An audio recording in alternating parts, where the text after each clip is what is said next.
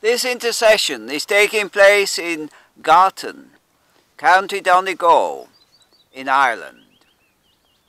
And it is at the birthplace of St. Columba. The scriptures to be used: St. Matthew's Gospel, chapter 5 and the 8th verse. Blessed are the pure in heart, for they shall see God.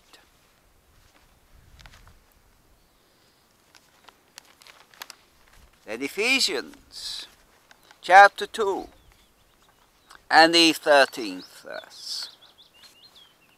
But now in Christ Jesus, ye who sometimes were far off are made nigh by the blood of Christ. Hebrews chapter 11 and the 6th verse. But without faith it is impossible to please him. For he that cometh to God must believe that he is, and that he is a rewarder of them that diligently seek him. St. Columba is remembered as an apostle, a true apostle of the Lord Jesus Christ, a man of signs and wonders, a man who was in the spiritual, was concerned over the spiritual things of God, rather than that which came in through the Roman Catholic Church, which emphasizes the physical, that which is seen, against that which is not seen, the unseen things of God. But the unseen things of God are the presence of God, the indwelling of God by the Holy Ghost, having been washed and cleansed through the precious blood of the Lord Jesus Christ. Not anything to do with regeneration or baptism. No, can't be saved through that. It is unscriptural. It is heresy. And I'm here to bring this out, the contrast between the pure gospel of Columba against the heresy teaching of the Roman Catholic Church. O God, Columba was a man, a true man of God, a man who had repented of his sins and been washed and cleansed through the precious blood of thy Son, the Lord Jesus Christ. A man who undoubtedly made a full surrender to thyself. A man who became filled with the Holy Ghost and with fire. Otherwise, how would he have had signs and wonders which followed him, which were done through him? How would he have been remembered as an apostle?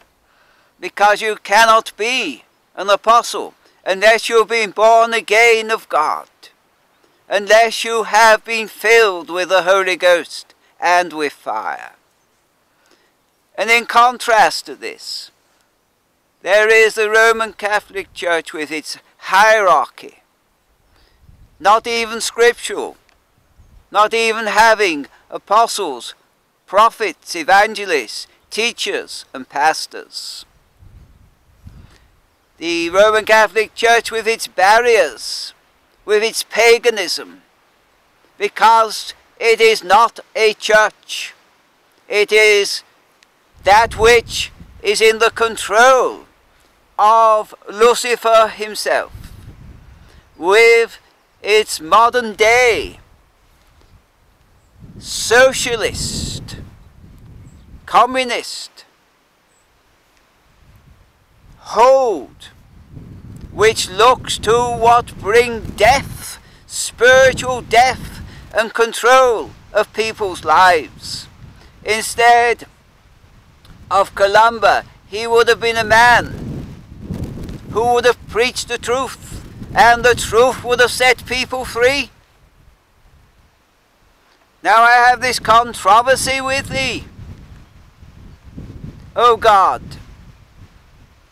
that the people under the control of the Roman Catholic socialist system under Lucifer have not been set free. And I call upon thee now to return the whole of Ireland back to what it would have been with Columba. Yes, he went off to Scotland, but he was still one identified with Ireland. And before he went to Scotland, would have been a man of your own heart, the pure heart of the Lord Jesus Christ. Will you, O God, have mercy upon Ireland and turn it from Lucifer unto thyself, from the sons of the devil, to become sons and daughters of the living God, washed and cleansed through the Lord Jesus Christ, and to be brought into the fullness of God in the Lord Jesus Christ, to know the purity of the indwelling Holy Ghost, and to know that thy word is the living word of the living God, and that signs and wonders shall follow here in Ireland once more, rather than the charismatics, rather than the false fire, rather the indwelling on the physical signs, whether it be wells, whether it be statues of Mary, or whatever it be, to return Ireland to the ways of Columba, the ways of thy word, and the ways of the cleansing blood of the Lord Jesus Christ, who is now seated at thy right hand, waiting to see of the travail of his soul here in Ireland. For this is for thy glory, O Father, through the Lord Jesus Christ, and by the operation and working of the person of the Holy Ghost, to regenerate hearts, to be born again, cleansed through the blood of Jesus, and the life of the Lord Jesus Christ, the true life of him, being made known and manifested through the sons and daughters of God, who are now being spoken to by the Holy Ghost, and many, many, thousands upon thousands, will come into the kingdom of God, for thy glory and for thy glory alone, that the Father shall be glorified through the Son. Amen.